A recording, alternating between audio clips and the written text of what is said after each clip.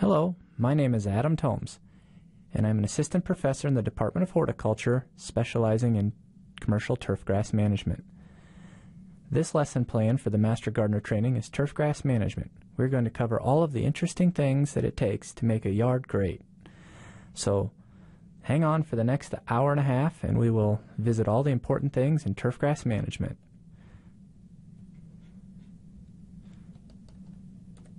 When we talk about turfgrass management, we really want to look at several objectives, and these are kind of the most important things necessary for maintaining a healthy and happy yard.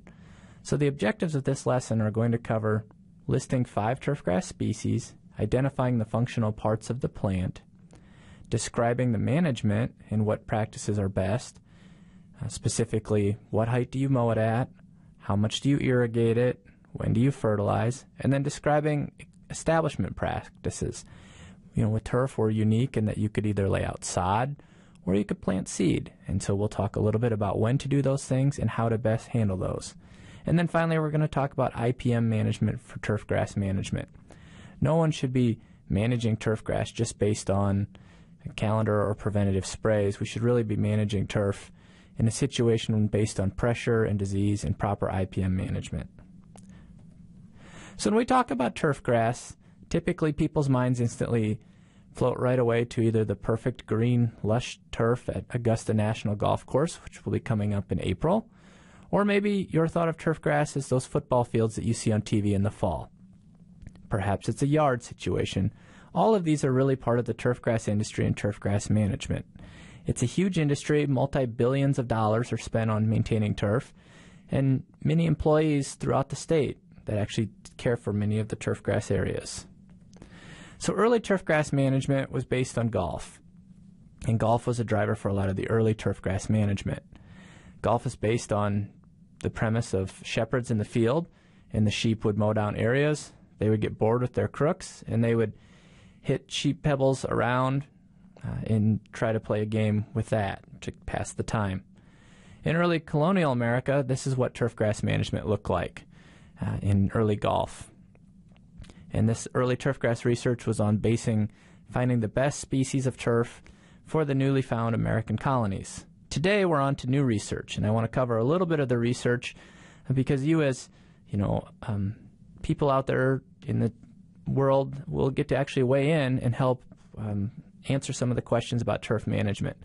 One of the areas that I focus on a lot is athletic field safety, and I want to spend a few minutes helping educate you so you can help educate others out there about athletic field safety and how to best maintain those and different options. One of the things, athletic field safety, that we spend a lot of time looking at is what is the safest surface. And so we compared Bermuda grass to synthetic turf to Kentucky bluegrass. A lot of schools are now switching to synthetic turf from traditional natural Kentucky bluegrass fields. And there's some real safety concerns there that the schools aren't taking into consideration. And so hopefully as educated people in the field of turfgrass management, you can help guide these claims. So one of the things that we did was a side-by-side comparison of Bermuda grass to synthetic turf to Kentucky bluegrass. Now in Iowa, Bermuda grass is not the most practical surface, so we kind of rule that out. But when we talk about it in the study and the results that we did, we'll actually compare that in. So what we did was basically we made miniature athletic fields, comparing properly maintained Bermuda grass and Kentucky bluegrass, which would be weed-free, well-fertilized plots.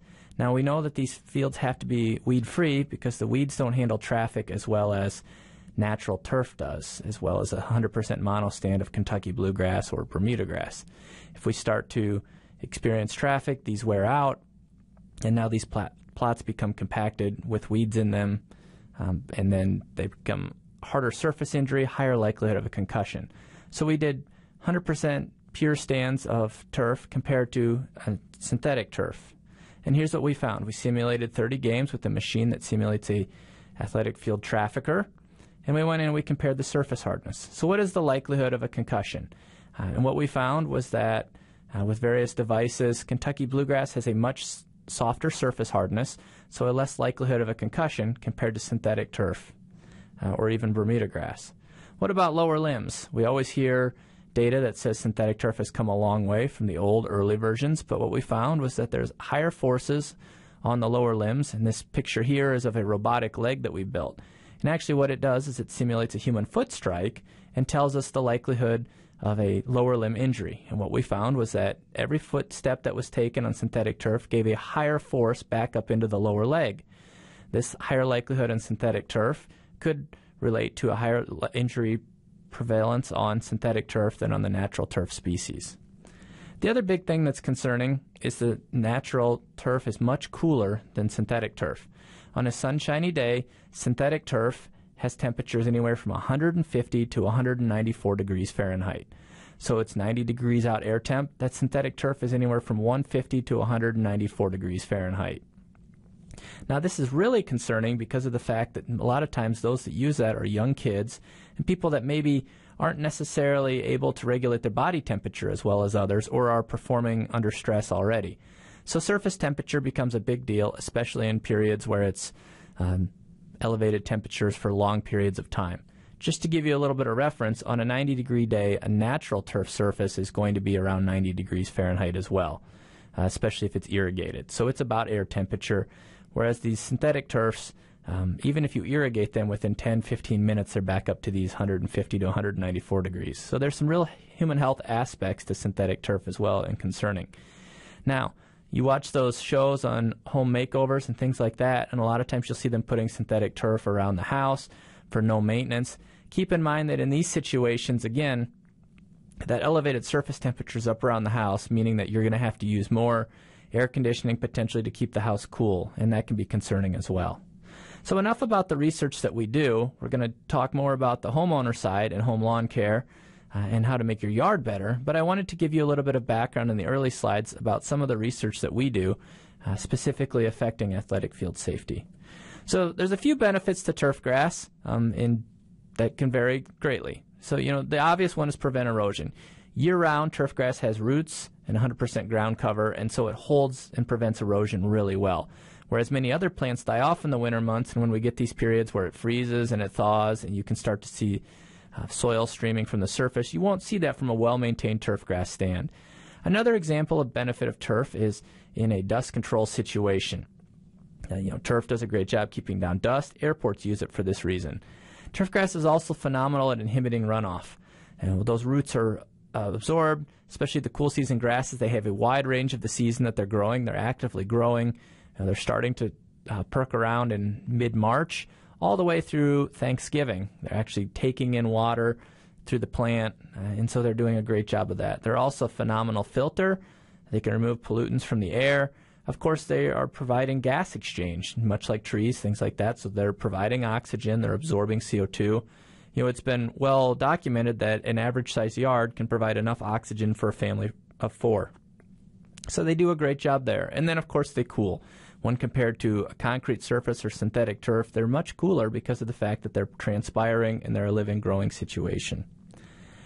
When we talk about turf, turf is part of the grass family, of course. There's over 10,000 species of grasses out there. They range everything from something like corn, bamboo is a grass, all the way down to the plants that we use. There's less than 50 that are actually used as turf grass species. A lot of those characteristics, in order to be considered a turf grass, they have a lower growth height, they have a high shoot density, medium to fine texture, and then the most important one is that they have a subapical meristem. This means that in order to be a true turf grass, they have to be able to substantiate and live through mowing. So in other words, they have to be able to mow and survive. You could go out and mow a corn plant, but they don't have a subapical meristem, so you're going to mow that off and the plant's not going to survive the mowing. We also need to look at what parts of the plant, where are things on the turf plant, and what's important there.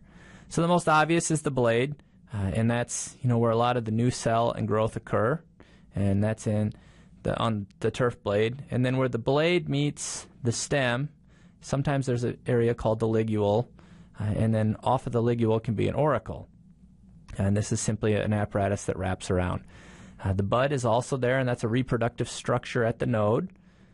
And that's important as well, as that's reproductive structures, helps the plant move on and grow. And then finally, the most important part of a turf plant is the crown, and that's at the very bottom, and that's the heart and the life of the plant. That's where the plant grows from. You never want to disturb the crown. And so that's so important to have. And that's why you always want to keep your mowing height above the crown. Now the crown can be everything from 1/8 of an inch off the ground on a creeping bentgrass plant, all the way up to 2.5 to 3 inches on a tall fescue plant. So it can be up quite a ways. There's quite a variety of where the crown's located depending on what species of turf you have. We also want to look at growth habit. How does the plant spread? This is going to change our way that we manage these plants based on the growth habit. So the first one that we have up here is a bunch type growth habit. And this is a type of plant that's going to tiller. It's going to be very slow to spread out. Basically what it does is it sends out a daughter plant directly off of the main parent plant. This takes a really long time for this to spread and fill in an area. That's why when you see bunch type grasses, you're going to see higher seeding rates. You're going to see things that take longer to spread, fill in. Maybe you're going to see suggestions to reseed every year. We also want to look at rhizomatous growth habits. That's the other picture up here. Basically, that's an underground stem. You've heard that in other areas, other plants.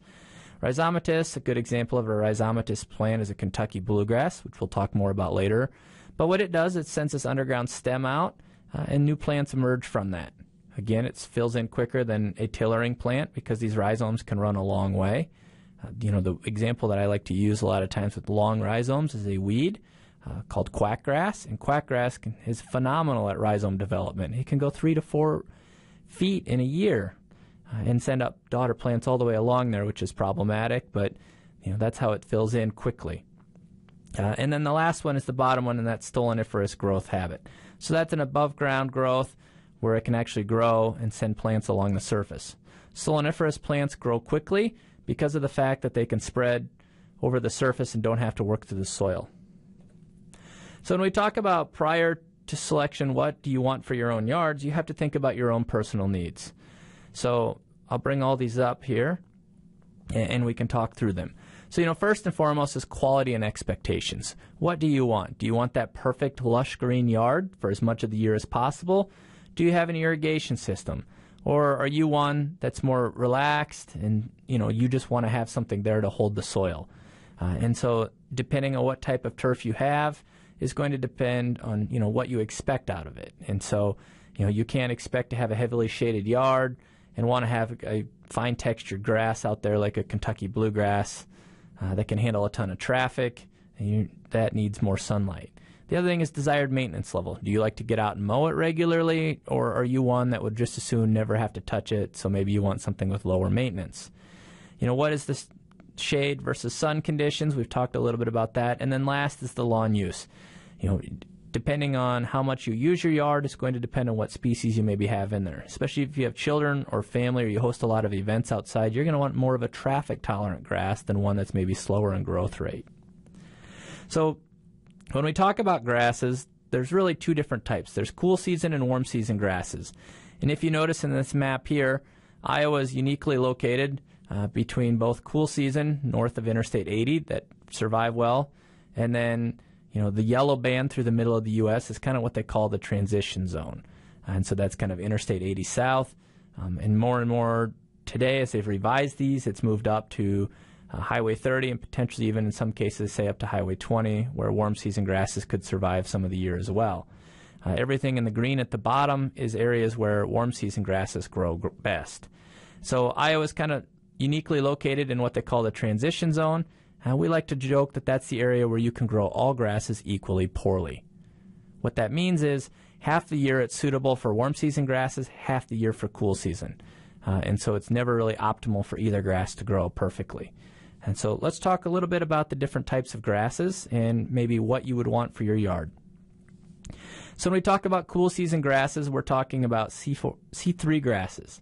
And those are optimal growth temps anywhere from 60 to 75 degrees Fahrenheit. So what that means is when it's 60 to 75 degrees Fahrenheit, these grasses are fully transpiring, they're fully growing, they look the best. It doesn't say that it won't grow outside of those ranges, but that's when the plant is under the least amount of stress from the environment and things are working the best in those situations. Some examples of cool season grasses are, any of the bluegrasses, the fescues, the timothy, the ryegrass, bentgrass, and wheatgrass. Now, warm season grasses, they prefer warmer situations. So they prefer 80 to 95 degrees Fahrenheit for their optimal growth. So in Iowa, if you had a warm season yard, it would be green about 3 months or 4 months out of the year, where we're typically in the 80 to 95 degree Fahrenheit. We might get 5 months at the most out of these.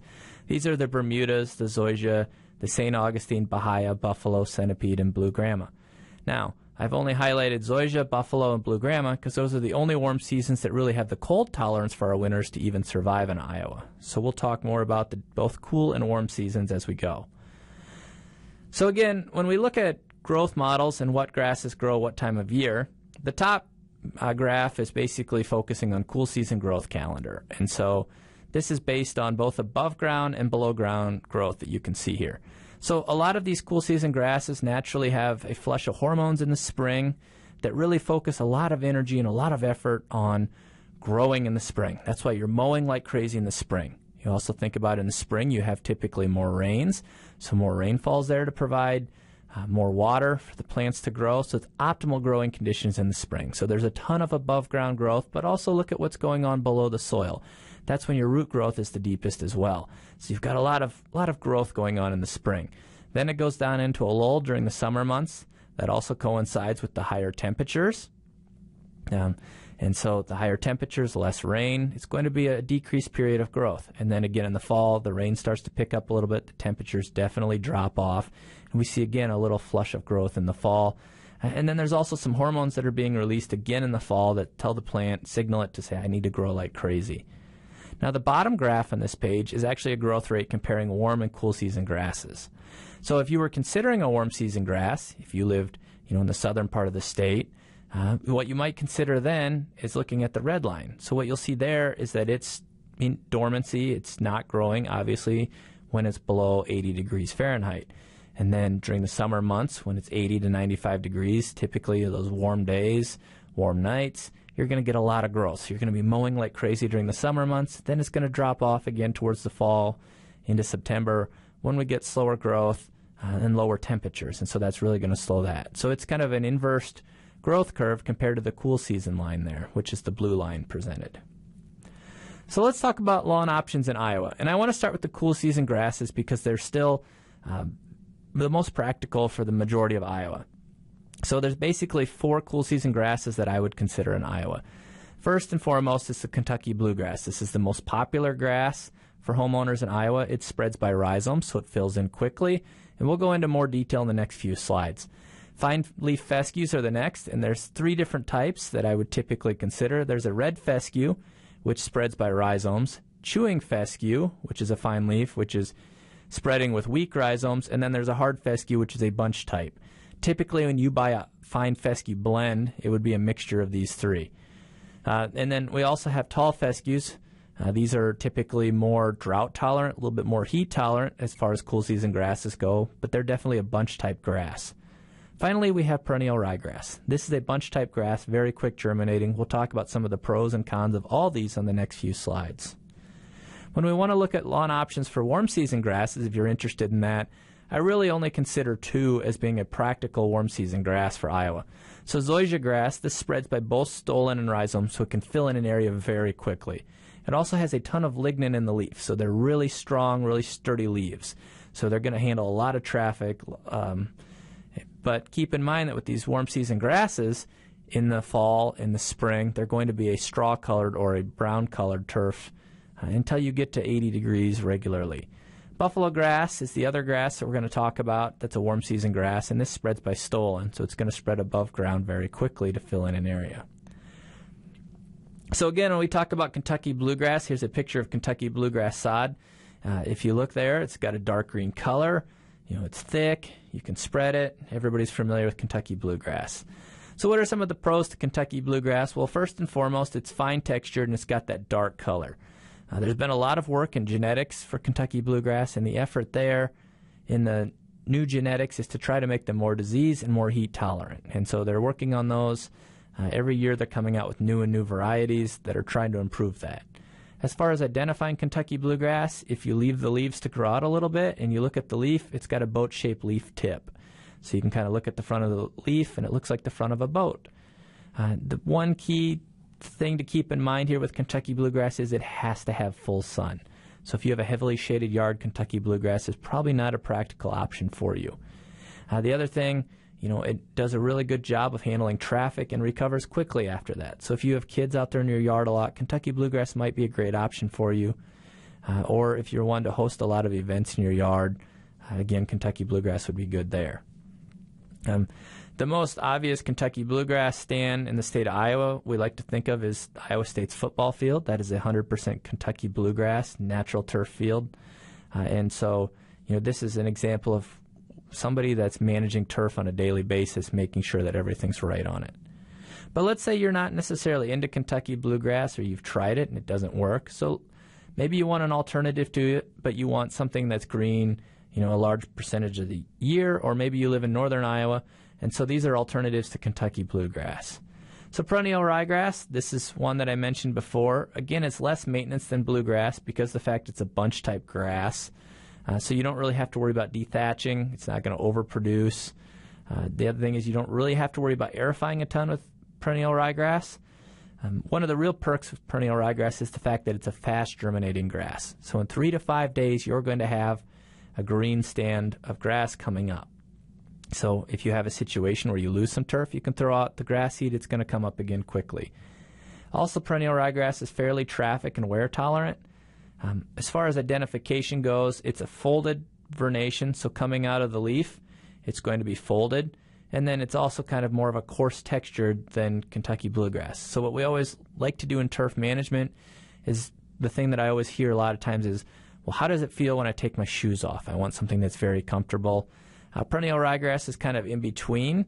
Kentucky bluegrass is probably the best if you take your shoes off and walk around in it as far as comfort goes. Perennial ryegrass is not bad, and then tall fescue is probably the least comfortable on your feet because of the coarse texture. Some limitations with perennial ryegrass, it is cold sensitive, so every so many years you're going to see a lot of winter kill, and that's maybe not necessarily a big deal because you can buy seed in the spring, throw it out, 3 to 5 days later you should have some germination, and it can fill back in quickly. So depending on if you want to mess with reseeding or not, that cold sensitivity may or may not be a problem to you. There's also fairly low recovery, again, because it's a bunch type grass. If you lose grass in an area, it's going to take a really long time to fill back in as opposed to like a rhizome or a stolon type grass. And then there are more diseases that happen in perennial ryegrass than, say, on Kentucky bluegrass. So here's an example of a perennial ryegrass yard. Again, in order for this yard to look this good, they throw seed every fall. Now, we'll talk about the fescues. They serve an important purpose because of the fact that they kind of cover some other areas compared to the bluegrass and the ryegrass. So the fine fescues, they're really designed and best cover shade type situations. The more shade you have, the more fine fescue you would want in a turf stand. And then the coarse fescues, the tall fescues, those typically are designed more for heat tolerance and drought tolerance. And so we'll talk about those in the next couple slides. So as far as fine fescues go, they're the best option in shady areas. Again, I kind of covered earlier, they're everything from bunch type grasses to rhizomes depending on what type of species you have. And typically when you buy them, it will be a mixture of them, so works well. They are sensitive to cold and they're very sensitive to heat and drought tolerance. And so, if you get a situation where you've got a prolonged period of drought, you're probably going to lose your fine fescue stand just because of the fact they're so unwell adapted to drought tolerance. They came out of areas in Europe where they were, used to water, used to regular rains, cool temperatures. So again, they don't really like hot, dry periods, but they are best option for shaded areas. The other thing to keep in mind as far as fine fescues go, they have a lower nitrogen requirement. So again, that works well in the shade because, in shaded areas you should fertilize less. So fine fescues work well there because they need less nitrogen, period. So here's a picture of a shady yard with fine fescue. It's best adapted to the shade, as I mentioned. They can have variable success depending on the soil conditions and the amount of shade. So again, you have to keep in mind, if you're on a heavy clay soil that holds water very poorly, you're going to have medium success. Whereas if you have more of a loamy soil, kind of a lighter soil, it's going to be fairly successful there as well. The other thing about it is if you have hillsides that are kind of shady or areas that are somewhat protected, not in full sun, fine fescue is a great non-mown option. And so here's an example. A lot of golf courses are using more and more fine fescues and roughs right off the golf course, maintained areas, and they're just not mowing them. And here's an example in Europe, off the side of streets with fine fescues as well. Again, they can get away with this in Europe over here because of the fact that it's cooler temperatures, more frequent rainfalls. In Iowa, this would be probably too much sun in this situation. Tall fescues, this is one that's gaining more and more interest in Iowa because of the fact that it's so drought and heat tolerant.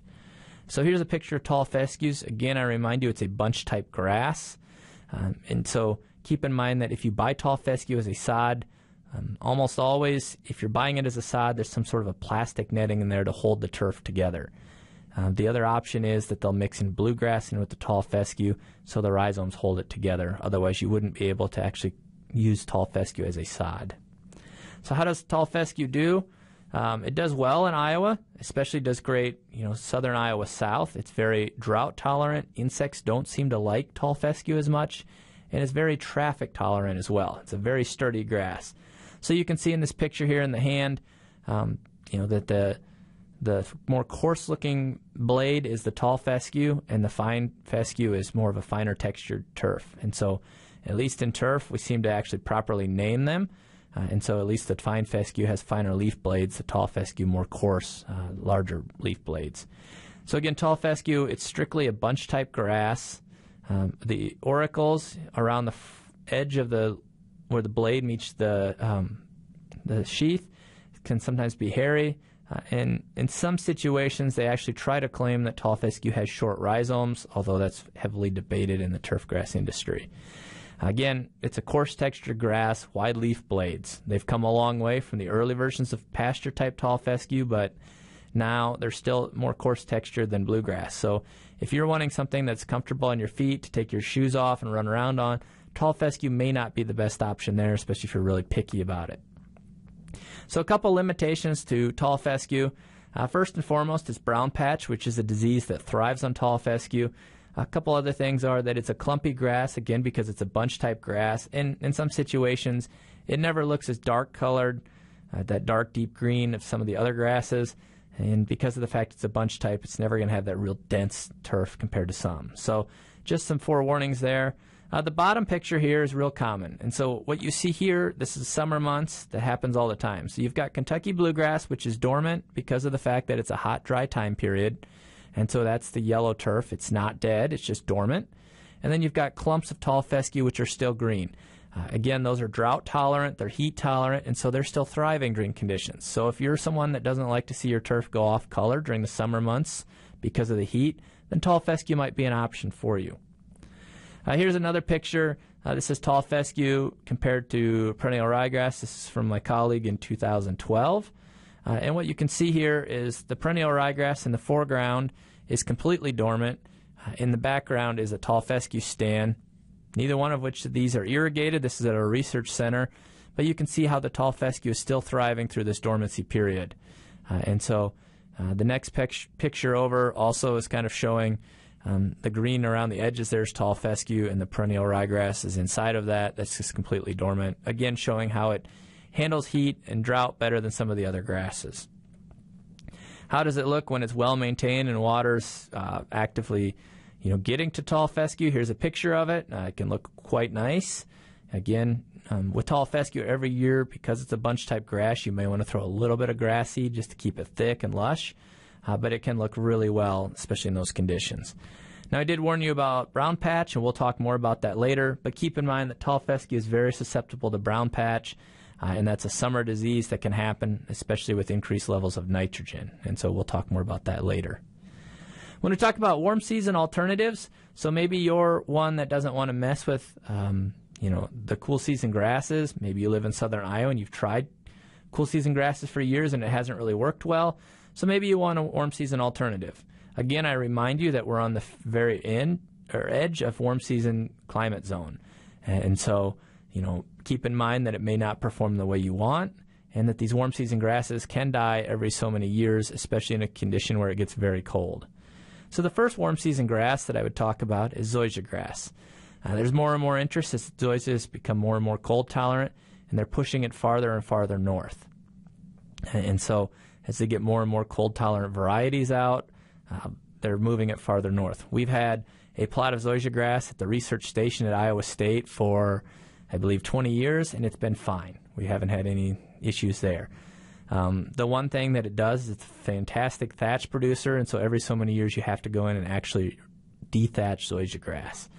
It's a very thick, coarse-textured blades, and can be very hard on mower blades because of the fact that those leaf blades have so much lignin in them. They're so stiff. It actually wears away your mower blades quicker than other grasses. Now, the thickness can provide a carpet-like lawn. Zoysia grass, when grown properly, can actually be so thick it will choke out weeds. The one thing to keep in mind, zoysia grass doesn't know where to stop growing, so it would be a battle to keep it out of flower beds, so you'd want proper edging in there to do that. It's very drought and heat tolerant because of the fact that it's a warm season grass. Keep in mind that it's not going to be green in the winter months. Here's a picture of a zoysia yard. This is in St. Louis, actually, but you can just see how carpet-like it is. Here's some pictures in Iowa, and this is what zoysia grass looks like in the winter months. And then the bottom picture here, zoysia grass was actually planted over the steam tunnels at Iowa State because of the fact that those were always a little bit warmer soil-wise, and zoysia grass has thrived for years there. Now this picture here, they've shut the steam tunnel off about 5 years ago, and it's still been fine, growing fine since then. So a couple things to keep in mind here. Remember that it's going to be dormant from the first frost in late October till the last frost in early to late May.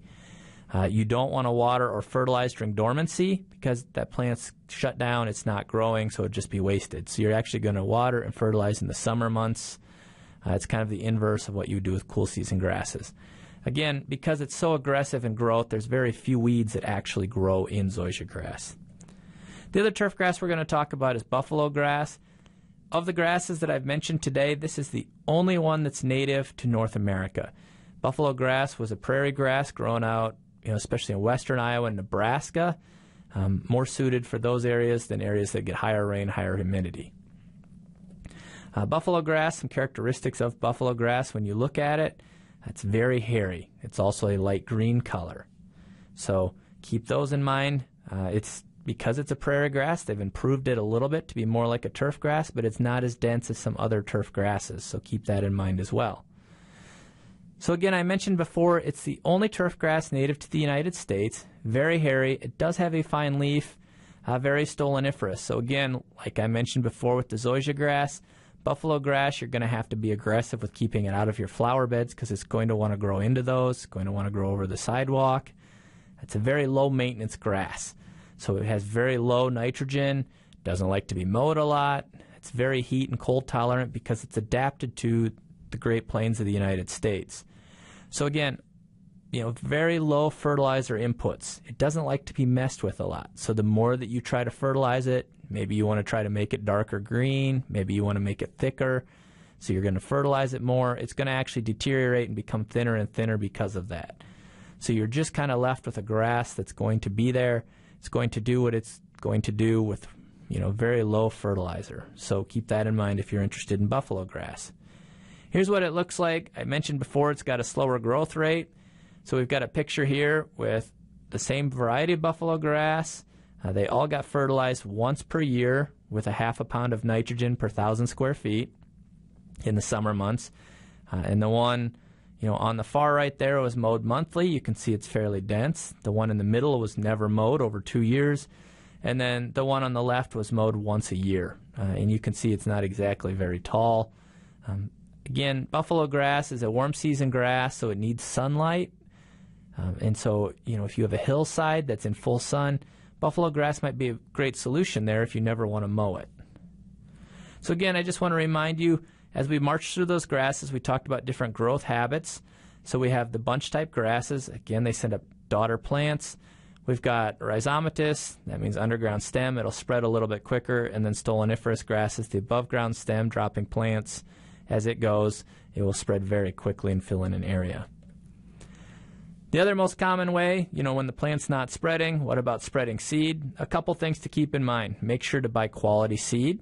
So look at the seed label. Make sure there's not other crops in there. Beware of grassy weeds. Those can be problematic. make sure that the seed is only a year old. A lot of times people will buy seed, they'll let it sit in their garage for 2 or 3 years. That seed is just worn out. It's not going to germinate. It's not going to do what you want. The other thing to keep in mind when we talk seeding rates, we're going to talk in pure live seed. Pure live seed is simply a formula of the percent purity of the seed, which is given on the label, times the percent germination, which is also given on the label. Then you divide that by 100, and that will give you the amount of pure live seed needed. So keep that in mind if you ever hear that terminology. Percent purity times percent germination divided by 100. And what this does basically is this takes into account the fact that we know not all the grass seed that you're going to lay out is going to germinate, and not all of it is grass seed. So the more pure grass you get and the better germinating grass, the better off you'll be. So I want to take a break. I've thrown a lot at you, and I want to throw kind of a picture up here for you to look at and say, because a lot of people come out of winter months and they have pictures just like this that I get sent, and it's what happened here. You'll notice that there's a lot of little spots throughout the yard that are completely dead. What is that? It's dog damage.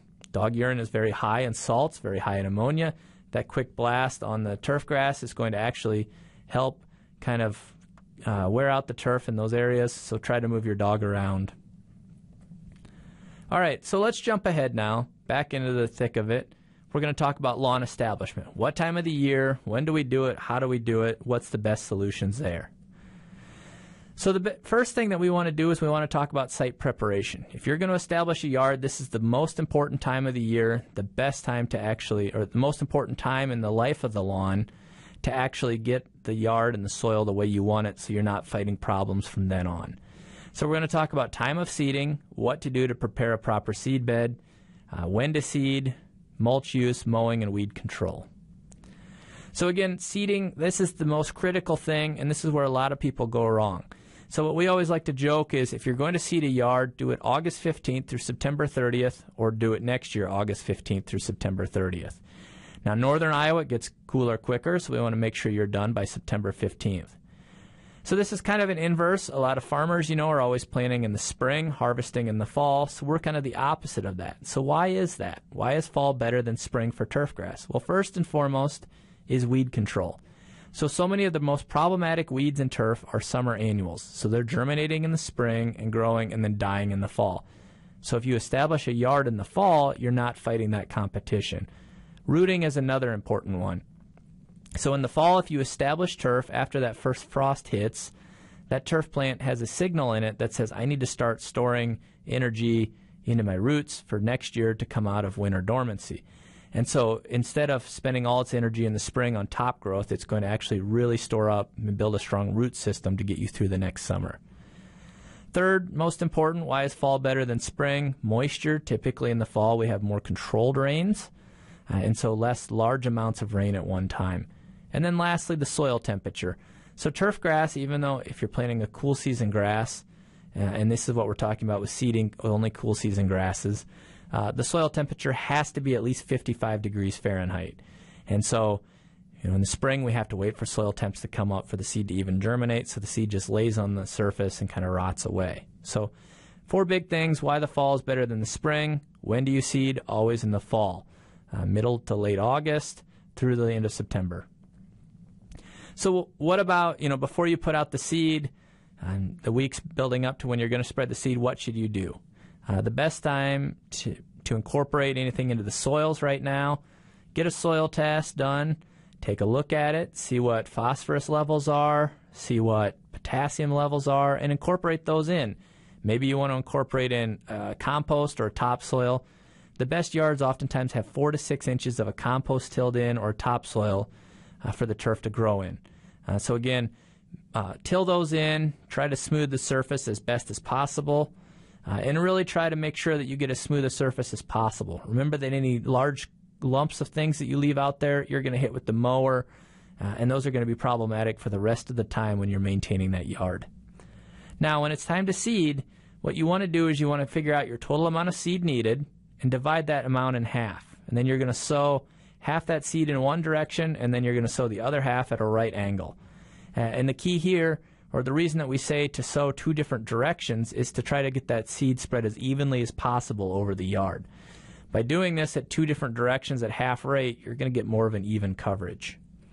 Now, when we talk about seeding, this is where a lot of people typically have problems, and that's once you establish the yard, you have to keep the seedlings wet. And so, just to give you an example, Kentucky bluegrass takes anywhere from 21 to 28 days to germinate. So you put the seeding out, you wet it, you have to keep watering it, keep those seedlings moist for 21 to 28 days, and then up to another month after that of just trying to keep those seedlings damp as they're germinating, as they're developing a root system, just to fill in. So you don't want to overwater and avoid runoff, but you just want to water just enough to keep those seedlings damp through longer periods of the day. So you might be watering a little bit in the morning and a little bit at night, but just don't let that turf dry out, because once it's wet, you can't stop the cycle and start it again. So again, you have to remember that that plant is developing a root system as it's growing too, so it has to take some time. So again, just keep it lightly wet throughout that whole time period. The other thing to keep in mind, the only time you really need phosphorus in Iowa soils for turfgrass is at establishment. So that would be the time that you would need a phosphorus fertilizer. So let's talk about seeding rates. So our typical Kentucky bluegrass rate is around 2 pounds per 1,000 square feet. If you wanted to fill in an area very quickly, you would go at 4 pounds per 1,000 square feet. Now, you can see this rate is much lower than perennial ryegrass and tall fescue, and that's because Kentucky bluegrass is going to germinate, it's going to grow, and then very quickly it's going to start sending out rhizomes and fill in that way. Perennial ryegrass, tall fescue are both bunch-type grasses, so they're a higher seeding rate because they're not going to fill in areas quickly. So they're anywhere from 7 to 9 pounds per 1,000 square feet, and if you want to cover an area quickly, it's 10 to 15 pounds per 1,000 square feet. So after you've seeded, and you've done that in 2 different directions, then you want to lightly rake the seed in, just putting about 1/4 inch of soil, compost, whatever you want to put on top of the seed. All this does is just kind of protect the seed, prevents it from drying out very quickly. Then you want to put a mulch out, and this is optional, but if you want to try to increase your time periods between waterings, this conserves moisture when you don't have irrigation possible. We typically say to use 1.5 bales of straw per 1,000 square feet. And again, the mulch, if you're using like a straw type mulch, you don't have to remove that. You can just mow it off when it grows. So don't worry about raking it up. What about mowing? So you seeded your yard. The first time you want to mow new seedlings is as soon as they reach 3 to 3.5 inches. So don't let them get to 6 or 8 inches. Don't worry about pulling the grass out of the ground if it seems young still. It will withstand the mowing. It will be fine. The other thing to keep in mind, if the first mowing or any time you mow grass, is you never want to remove more than 1/3 of the grass blade at a time. So it's called the 1/3 rule. We never want to remove more than 1/3. So if the grass gets up to 4 inches, you can mow it at 3 inches. You're still fine. But you don't want to get it up to 6 inches and then come in and mow it at 3 inches. That's removing too much of the plant at one time. It's stressing it too much. It's problematic. What about sod if you decided to do that? So sod's instant green. You can really establish that any time of the year. Make sure that when you're laying out sod, you want to stagger the seams. And remember that if you buy sod, the desiccation starts as soon as they cut it in the field. So you want to go home, plant it right away. You don't want to buy the sod, leave it rolled up, and put it under a tree or something like that. The middle of that sod roll is desiccating, it's dying. So get it laid out, start watering it right away. Sod installation, so a couple things there. Water it regularly, and don't allow it to dry out. Typically, we say for the first week, water it pretty heavily where you can walk on it. You can kind of feel it squishy. And then a week later, you can kind of start to cut that back, and a week after that. And by 4 weeks, it should be completely dried and back to the typical water levels that an established turf stand needs. And how do you know when your sod's established? We like to call it the tug test. Grab a hold of that sod. Try to pull up on it. If it pulls up easily, then it's still not established. But if it won't pull up anymore, then it's established. It can be mown. So at that point, it's a fully established yard. The other thing sometimes you'll read about is plugging. Again, plugging is kind of like sodding. So you would just take plugs of turf grass, put them out. Make sure you know what type of turf that is if you're going to plug your yard. If you're plugging bunch-type grasses in, they're not going to fill in. It would be better to seed that. But if you're plugging in like a buffalo grass, a zoysia grass, or a bluegrass, then it's okay to basically put established plugs or cups out throughout the yard of the turf and treat it like sod. What about renovation? This is a popular one. Maybe you've got a stand of turf that's just kind of weak in spots. So what do we suggest there? Our magic formula there is aerify. So basically we're poking holes and we're doing this multiple directions, maybe 2 directions, trying to get good air exchange down into the soil. We're also going to overseed. So we're going to take some seed out there, maybe half or quarter rate, depending on how weak the stand of turf is. And we're going to spread that over the area. We're also going to fertilize this. Again, maybe 3/4 to up to a pound of nitrogen. And we're going to put that out. And then this is best done in the early fall. Maybe if you've got a slope or something like that, you might want to consider hydroseeding, like in the picture here, where they're actually spraying on a seed slurry with some sticking and some mulch built in it to help hold the turf on a slope. So I mentioned aerification. Here's a picture of an aerifier. What does aerification do? Well, basically, core aerification in compacted soils creates a hole in the ground, and oxygen moves down into the hole. With time, that soil will close up, and a turfgrass plant almost always fills back into those holes. They love that gas exchange. They love that oxygen to the roots. So you'll almost always have, whether it be a bunch-type grass or a rhizomatous grass, it will fill in very quickly, and you'll see benefits of a thicker yard. This is probably the most underutilized cultural practice. Of course, with anything, when we talk about turfgrass management, core aerification, we want to avoid doing this during the warm weather, because this would actually be a stress because you're opening it up. So, if you've got 100 degrees in the forecast for the next 10 days, don't aerify then. It actually makes a hole in the ground, so keep that in mind. If you're hosting an event in your backyard, and you don't want to have those little holes or those little aerification cores laying out there, keep that in mind. Don't core aerify right before that event. It'll take about 2 weeks for that to really heal up. As far as those cores go, leave them lay on the ground. You can mow those up, chop them up, and they'll return back into the soil nicely. What does aerification do? Again, it improves air exchange. It improves water into the soil. Again, it creates openings so that you get higher infiltration rates, so the water's moving down into the soil, moving down through the profile, down into the aquifers. Great filtration. It's not just running down into the city streets and the sewers. It also improves nutrient movement into the soil. That water's moving down in, it's going to move nutrients with it. It reduces compaction, increases root growth, and it increases microbial activity. With good gas exchange, the microbes in the soil are going to increase. You're going to have more of those. That's going to help break down the thatch. That's going to eat the thatch. So a lot of benefits here with core aerification. We always want to say do that every fall if you can, and so that will really help. Soil testing, this is a question we get a lot of times. Yes, it's very important, even for a home yard. Send it off to a tested soil or trusted soils lab. Tell them it's a home yard, and get it back. And remember, turfgrass like slightly acidic soil, so a pH of 6.5 to 7 is good. And keep an eye on your phosphorus and your potassium levels.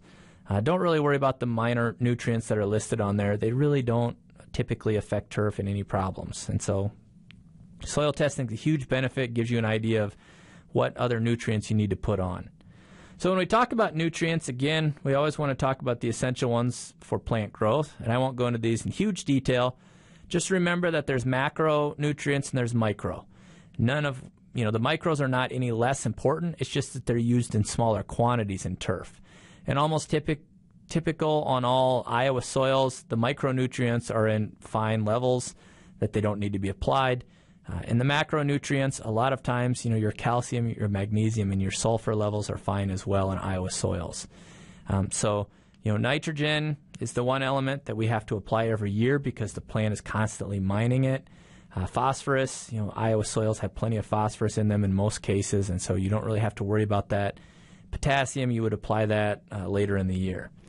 So again, when we talk about fertilizing, the big three that I'm really concerned about, nitrogen, it's used for green color, and it increases the turf growth, helps thicken the yard.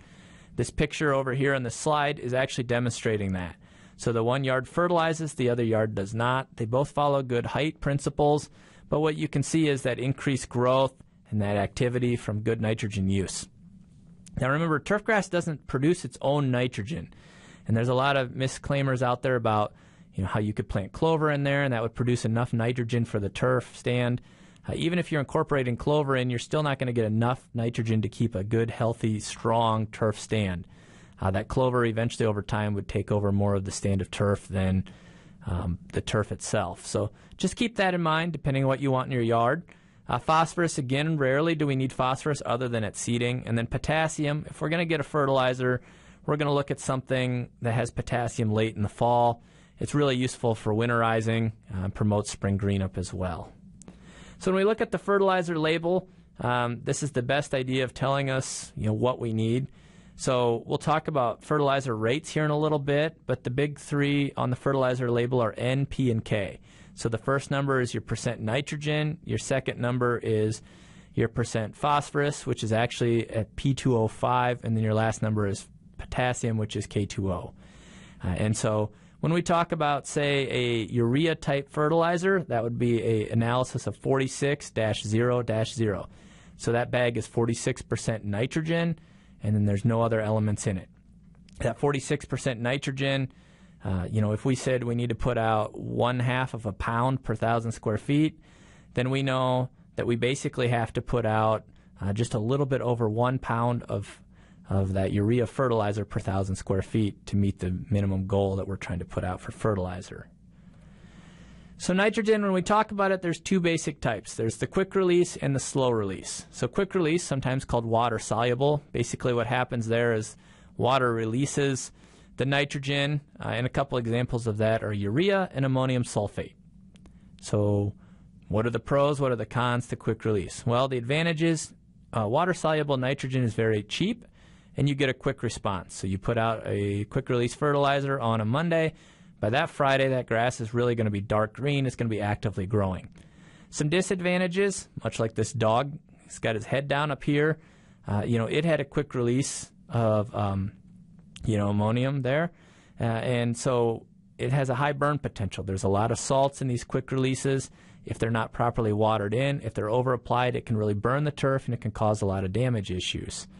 The other thing is that there's some leaching and runoff concerns, so it's not as environmentally friendly as the slow-release nitrogen products. And it's short-lived. Because it releases all at once, you're going to get a quick flush of growth, and then as you mow and mow and mow, that's going to go away then with time. So here's an example of what happens when you don't calibrate your spreader and you use a quick-release nitrogen source. So this person went out and they put out their entire rate of fertilizer, and this is their pattern that they did, and so this is why drop spreaders are not a good thing, especially with quick-release urea sources. Again, that high salt potential, burn that turf, and it's going to have years of problems there. So what am I more comfortable with? More of a slow-release type, water-insoluble. So in other words, this is going to be a urea formaldehyde, a sulfur-coated urea polymer, and then the organic type fertilizers as well. So what are the pros? Again, because of the fact that it's releasing slowly over time, it's going to have a lower burn potential.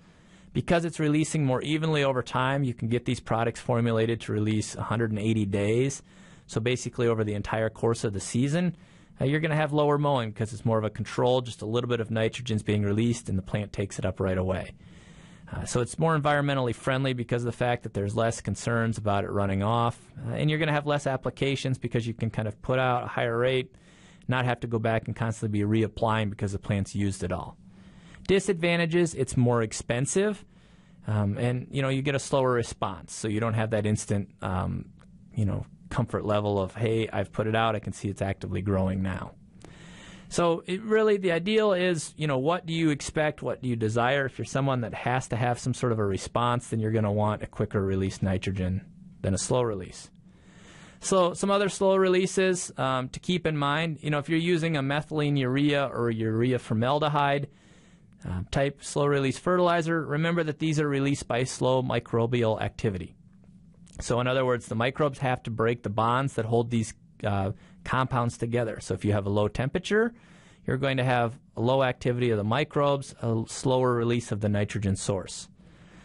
Same thing here with the coated ureas or any of the coated fertilizers. Those are released by osmosis. So if you don't have moisture, it doesn't break down the coating, doesn't release the nutrients inside of that coating. So no moisture, no fertilizer. What about those of you that are interested in organic fertilizers? The turf industry has several. Many in the golf industry even actually sometimes lean on these. And so I'm just going to highlight a couple of them that are unique. And so the first one is Milorganite. This is the most popular one. This is sewer sludge from the city of Milwaukee. And so it's a natural, it's not an organic fertilizer. Some of the products are organic, but this is a natural one.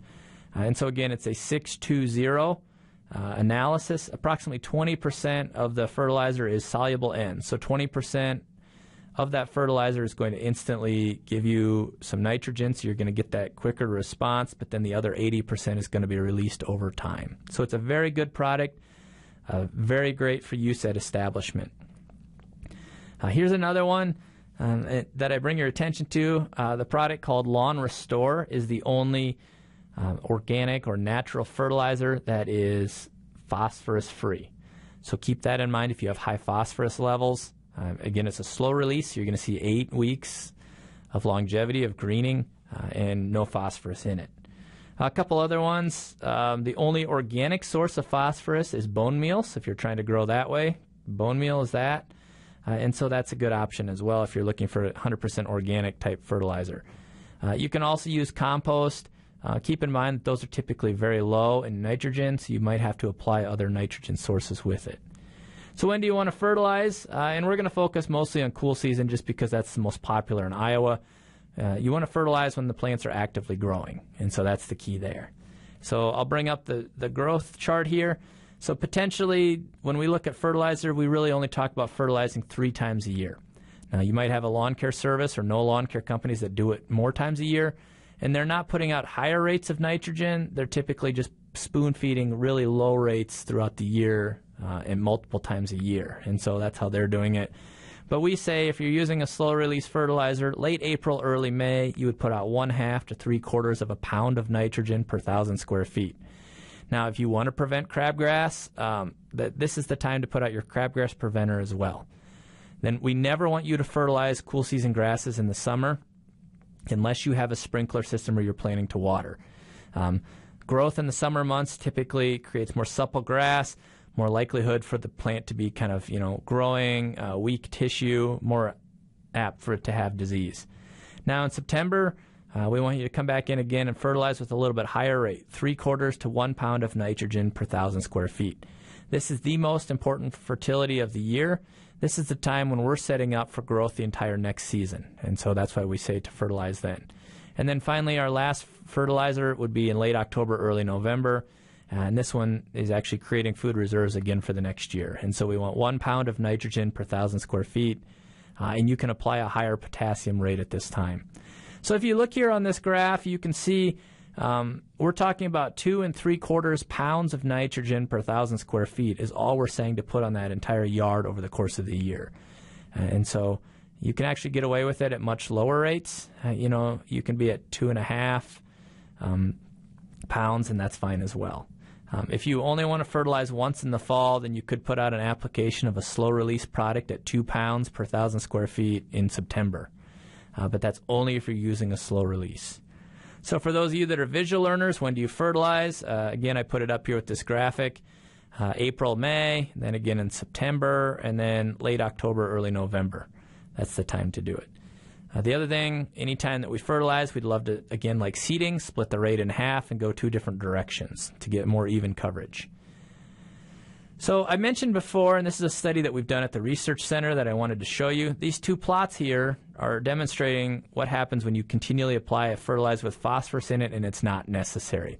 Phosphorus promotes germination. And so these 2 plots here got the same amount of nitrogen per year, about 2 3/4 pounds of nitrogen per year. They both started out with 100% turfgrass stand.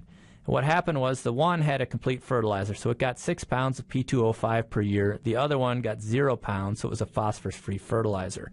Neither one of them needed the phosphorus, but we continued to apply it just to show the differences.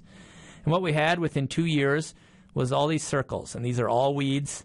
And what you can see is just by simply following the proper protocol, where phosphorus wasn't needed, phosphorus didn't promote germination, but excessively applying phosphorus promoted germination and continue to create a situation where weeds are sometimes we're our own worst enemy by over-applying nutrients that aren't necessary. So again, I bring back, when you're looking at nutrients, what are the three you need to be concerned with? In turf, it's nitrogen, phosphorus, and potassium. Turf is a phenomenal filter, so when you apply nitrogen at the proper times of the year, it's going to take it up, and so you don't have to worry about it running off, especially at the lower rates that we're applying. Phosphorus, rarely needed other than at seeding, and then potassium late fall for the next year and for winterizing. If you do happen to spill, this is a good example, make sure to clean it up. Don't leave fertilizer laying around. That will just burn the turf. So we're going to shift gears. We've talked about fertility, establishment, different types. Now we're going to talk about turfgrass maintenance, mowing, cultivation, and watering. And so here's, one of the early mowers mowed, with a horse. And here's a golf course being mowed with a horse. We've come a long way from that. So what do we know? We know that varies by species. So Kentucky bluegrass, fine fescues during optimal growing conditions, we can mow those at 2 inches. It's fine. And then at tall fescue, because it's got a higher growth point, it needs to be mowed at 3 inches. The higher you mow the turf above ground, the deeper the depth below ground of the roots. So keep that in mind. Now, as we shift from the cool, wet weather of the spring to the more drier, hot weather during the summer months, I want to bring those mowing heights up on all the turf. I'd love for you to bring it up to 3 inches. If you have shade, you want to leave it at 3 inches year-round. The reason behind that is the more leaf tissue is there, it's already struggling to get sunlight, but now that's got more leaf tissue. It allows it to have more leaf tissue to catch more sunlight, to create more food, to give it a better chance of surviving in the heavy shade. Now, there's nothing wrong with leaving your turf at 3.5 inches year-round. That just gives you a deeper root system year-round. I'm perfectly fine with that. I think it's a great idea. If you have ideal growing conditions and water's always perfect, everything's perfect, you can maintain your yard at 2 to 2.5 inches year-round. That's fine as well. How often should you mow? I get this question a lot. Remember that mowing's a stress. While turf can tolerate it, and it releases hormones to make it denser when you mow regularly, you don't want to over-mow it, overstress the yard. So the energy comes from the roots, and so we always say follow the 1/3 rule. Never remove more than 1/3 of the turf material at a time. So if you happen to miss a mowing and your grass is growing up a little bit higher, we suggest you raise up your mowing height at least 1 notch, mow it, come back, a few days later and mow it down again at the next notch down to try to bring it back down to height. And then vary mowing patterns. Don't mow the same way all the time. The grass starts to lay over, and you're also compacting the same areas with tire tracks. For those of you that don't like to mow, good news, there are kind of Roomba for yards that are being released, and that picture's down there, and they consider themselves lawn maintainers, where they go out and they mow every night, and they maintain the yard throughout the night. So they are available on the market. The price is coming down on them. The technology is getting better every year. If I were you, I would wait maybe 4 years yet before the technology is really good and you have more confidence in them. So what should you do with the clippings? I always say return them, return them, return them. If you're removing clippings, you're taking nutrients away because there's nutrients in the clippings, and then you have to figure out what do you do with the clippings. The only advantages with clippings are if you have a really infested yard with a lot of seed heads, you're removing those. If it's a weed seed, then it's not being left there and recycled.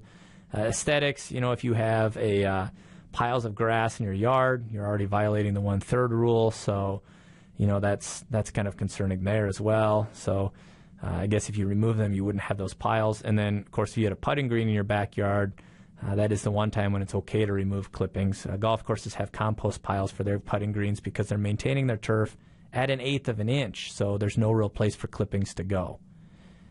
The only disadvantage I could come up with for returning your clippings is if you had a pool, you might track some clippings in. That's such a small portion of the population, it's really not a disadvantage.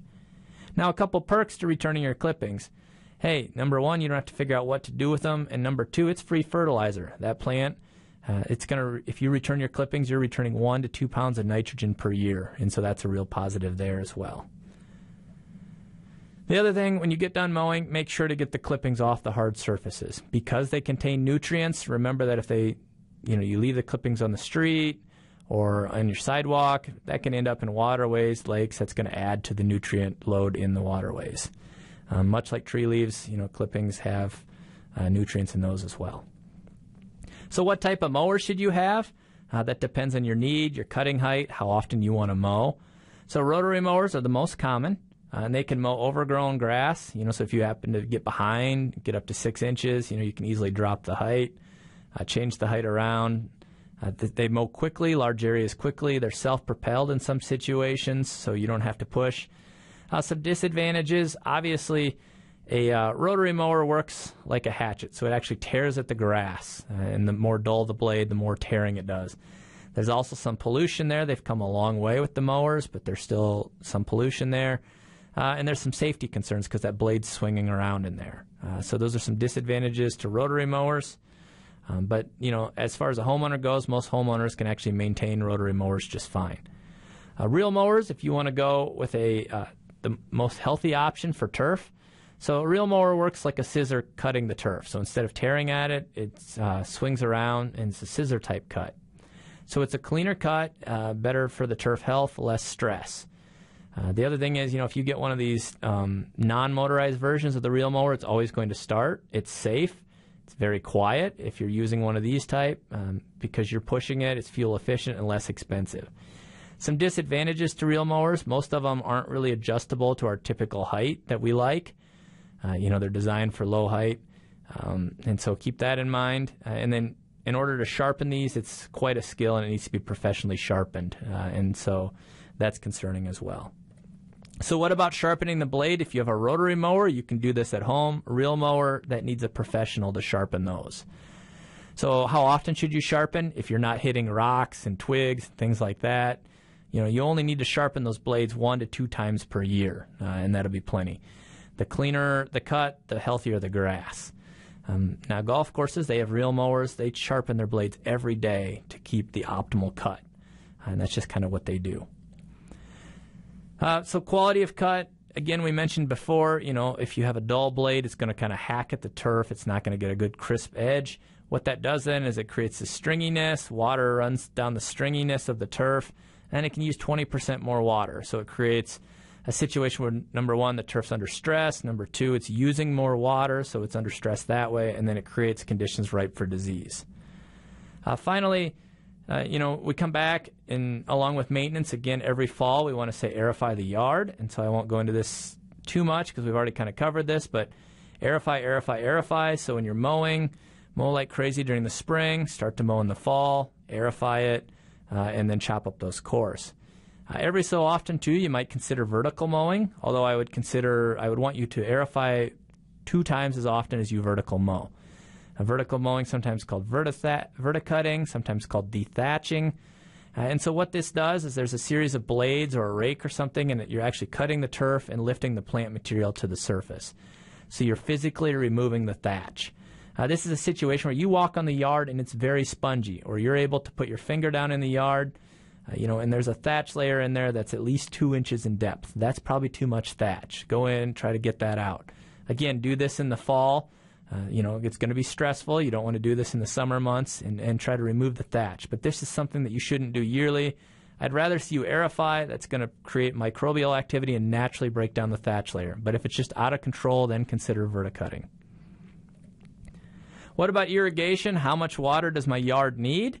And this is a great example here of what it needs. So, what about irrigation? Do I need an irrigation system? Typically, we say, if you're going to have an irrigation system, it's to prevent dormancy and to prevent hot, dry periods, where you might lose some turf and you might have to reestablish.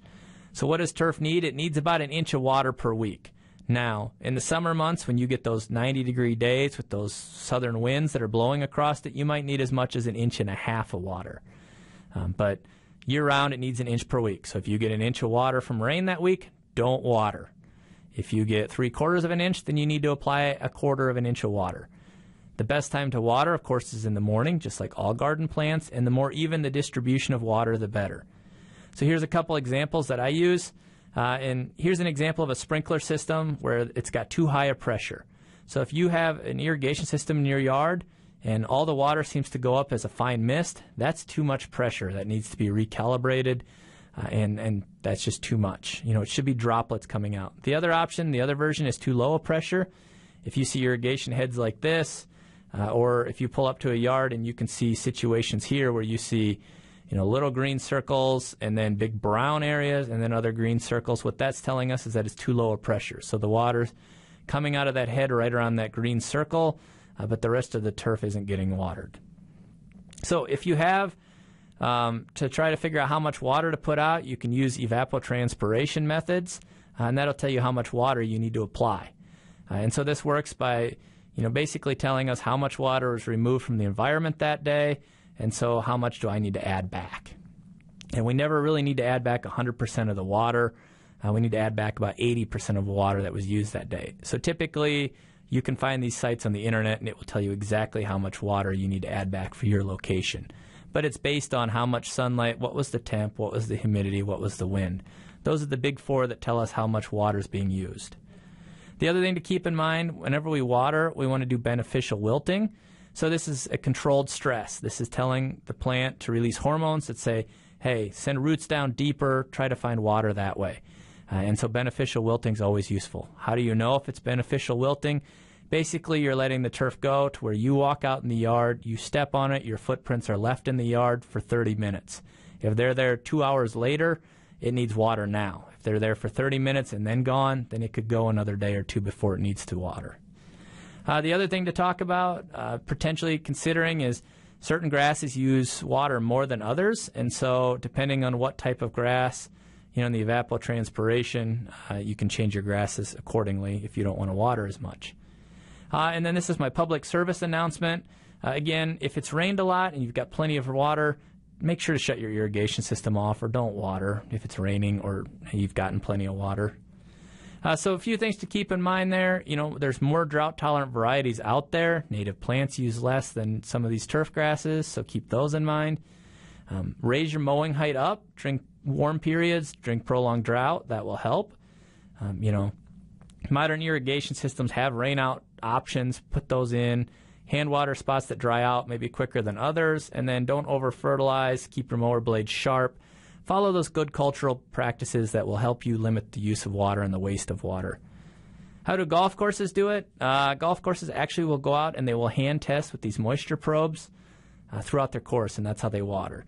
A lot of times people see golf courses and think, man, they use a ton of water.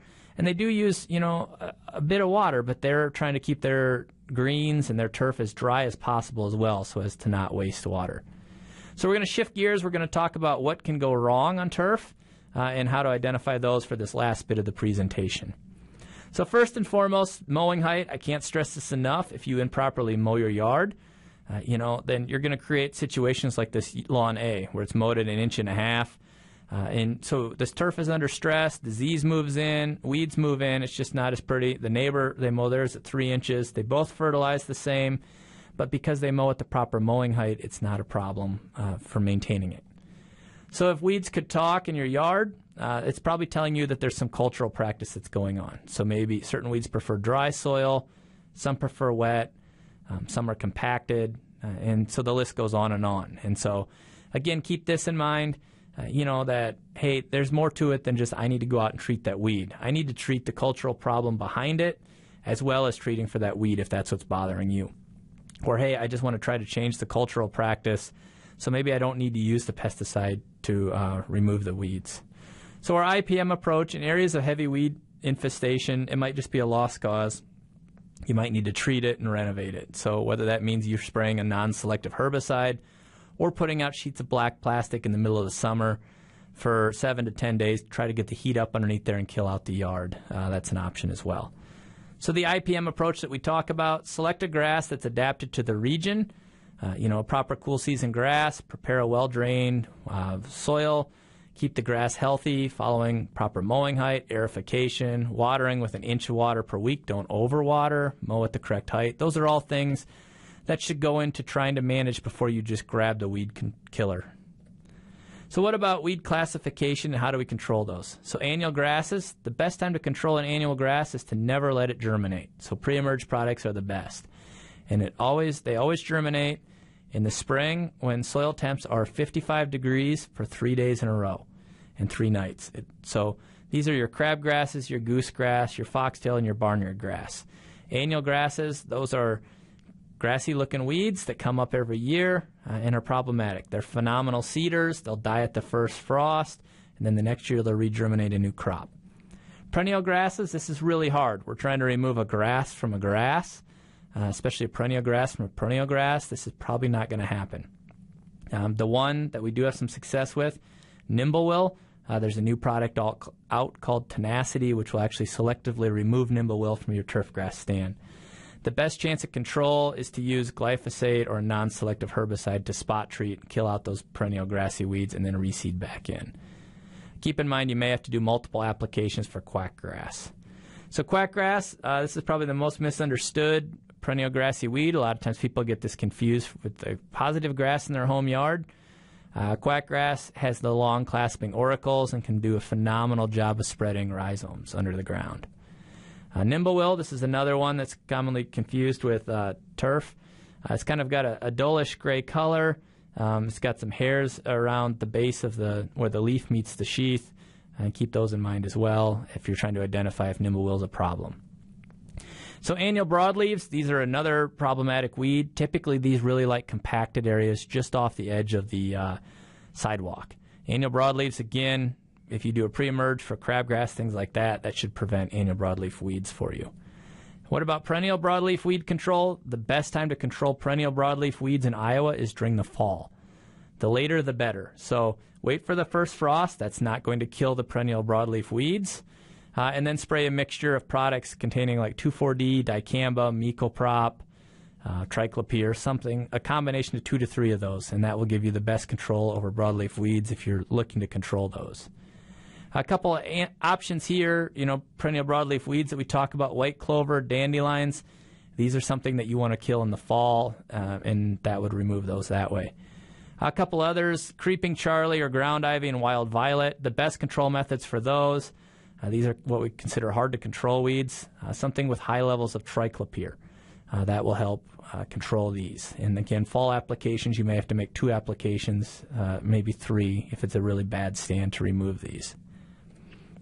Another class of weeds that happens in turf is sedges. So they're difficult to control warm season perennials, so they're going to show up in the summer months. So first and foremost, they're telling us that the soil's staying too wet, it's poorly drained. So you're going to want to aerify this in the fall and try to reduce the amount of moisture that's in that area. If you need some sort of a post-emergent weed control, sulfentrazone, halosulfuron will work well for that. Now, not everybody likes to use the traditional synthetic pesticides. That's fine. Here's some alternatives I'm going to talk about. Keep in mind that they all have varying levels of control as far as how well they work. Some I'm going to list are actually fairly poor at controlling, but they do a little bit of work. So sodium bicarbonate is one example that I use, and it provides between 35 and 45% control of crabgrass at 28 days after application. So in other words, it will burn back the crabgrass, and typically it will come back with time. So if you want to use this, you're going to have to spray several times. So what you do is you moisten the crabgrass and then sprinkle a little bit of this baking soda on the leaf, and that will help kill it. Another one is vinegar, and this will control a lot of weeds. Use it in a mister bottle, and it's about 5% of the solution should be, the vinegar.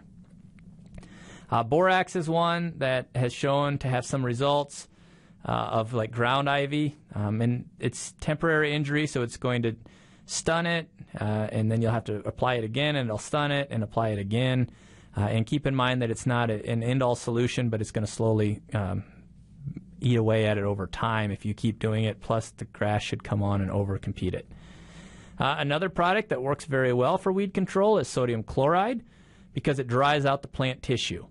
And so you'd put 1 cup of table salt in a solution of water that you just keep stirring in until it dissolves completely. Now keep in mind, you're using the same thing as what kills plants along the edges of roads. So they're spreading salt solutions as well, and that's killing turf as well. So you may get some secondary injury on turf as well. Another product, that's out here is an iron-type product. Over-applications of iron have shown in some situations where they get good weed control, other situations they don't. So iron can be a product as well. So how do you increase effectiveness, whether it be an alternate species or a natural synthetic species or a synthetic turf weed killer? First and foremost is know what type of weed you're dealing with so you can properly treat it. Try to get as even of coverage as possible over the plant. Apply it when the plant would take it up. And then in some situations you may need to use a surfactant. Smaller weeds are always easier to kill. There's less material there. And if it's a small weed population, just pull the weeds by hand. So surfactants, when I mentioned that, one of the most commonly used surfactants is a tablespoon of dish soap. It works really well at breaking the surface tension and moving the herbicide into the plant, whether it be a natural or synthetic type herbicide. In some situations we talk about spot treating. Grab a paintbrush, mix it in your slurry, and hand apply there as well. So a natural product, what's very important to talk about as well is corn gluten meal.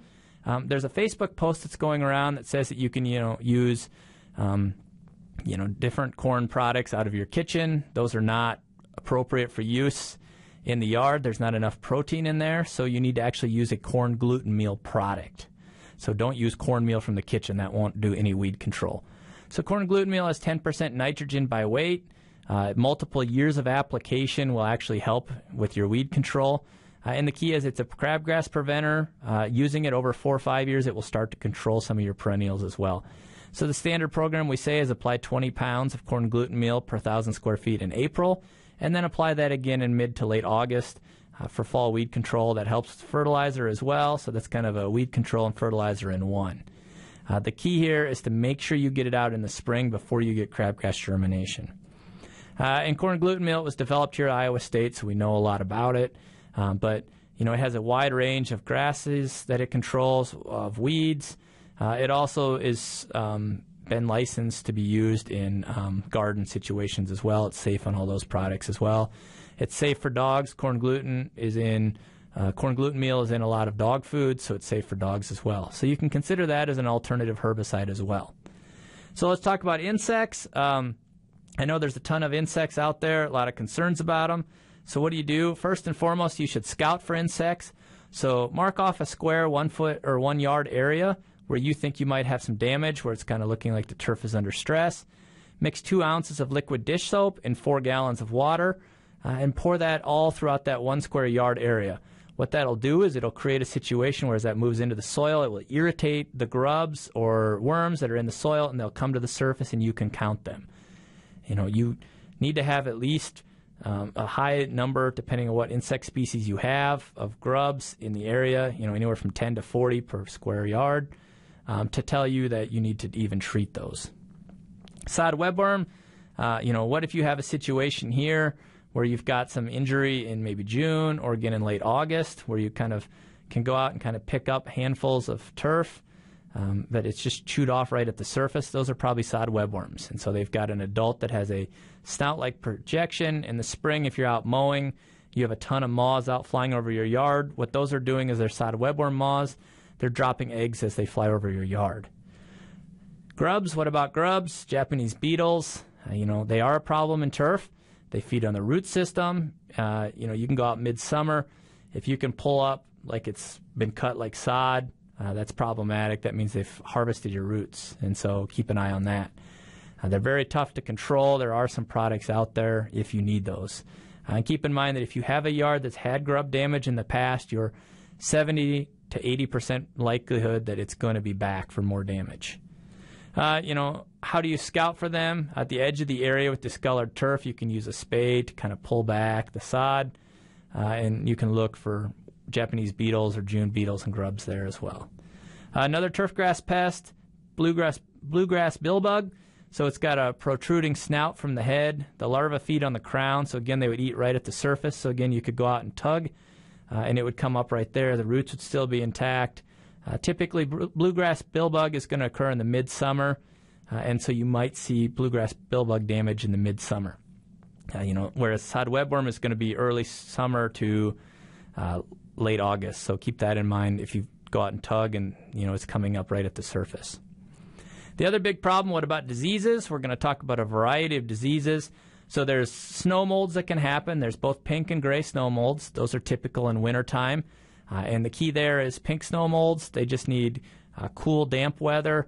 Gray snow molds, they need at least 90 days of snow coverage. So there's patchy diseases that happen in the winter months. Very rarely do they happen on home yards.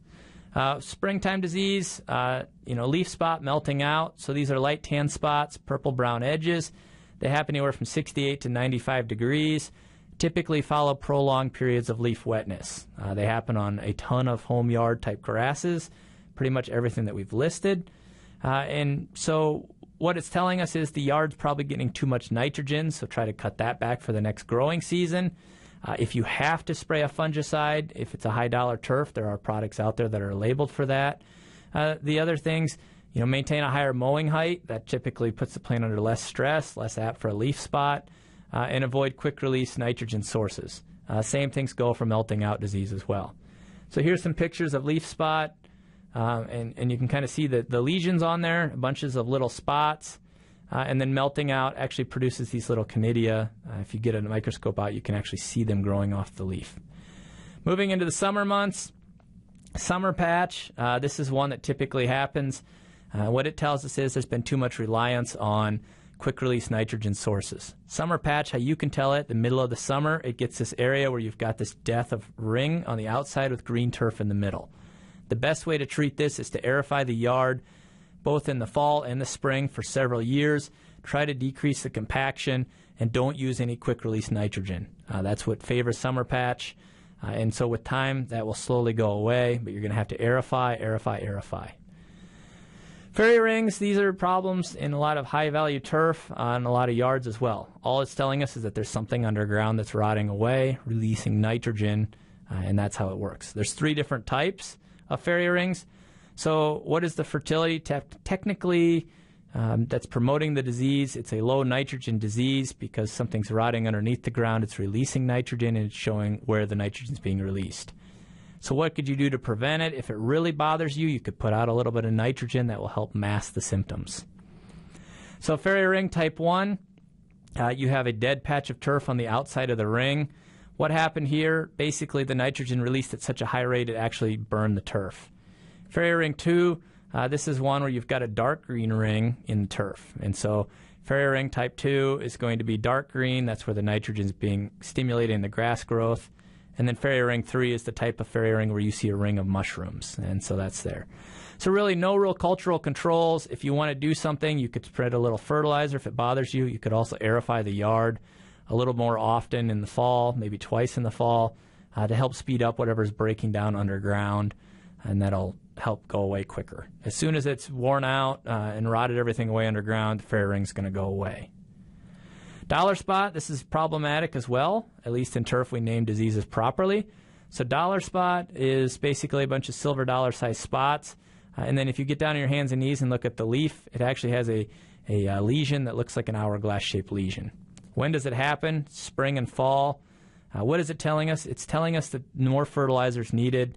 You could plant a resistant cultivar, and if you have to spray a fungicide, there's many out there that are labeled for it.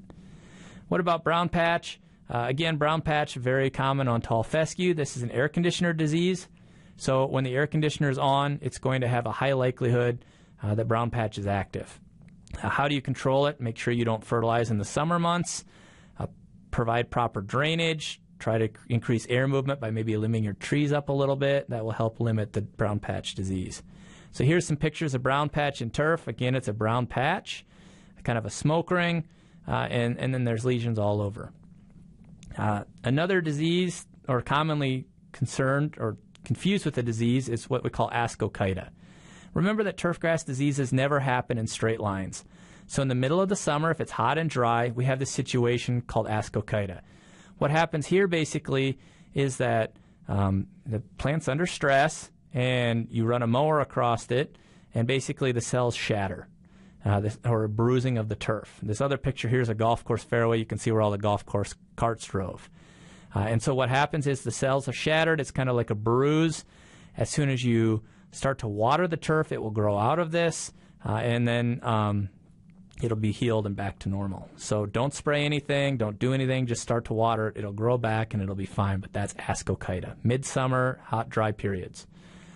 Finally, we talk about diseases. Rust, this is one that happens. It's yellowing of the turf. Maybe you've walked through the turf, you've got orange on your shoes before. Has a wide range of temperatures, anywhere from 70 to 95 degrees, a wide host. And so what is rust telling us? Again, the turf needs fertilizer, or perhaps, that you should plant a more resistant cultivar if it really bothers you of turf. There's a lot of them out there now that resist rust, and so that can work as well. So rust, it doesn't actually hurt the plant. It just is more of an annoyance for the end user. So here's a close-up picture of rust. For those of you that want more information, we have an extension site. Go to the publications page, the Turfgrass blog. And then also, I'm always available for questions as well. So I hope you enjoyed your time learning about turf, and I sure appreciated getting a chance to present to you. And thank you very much.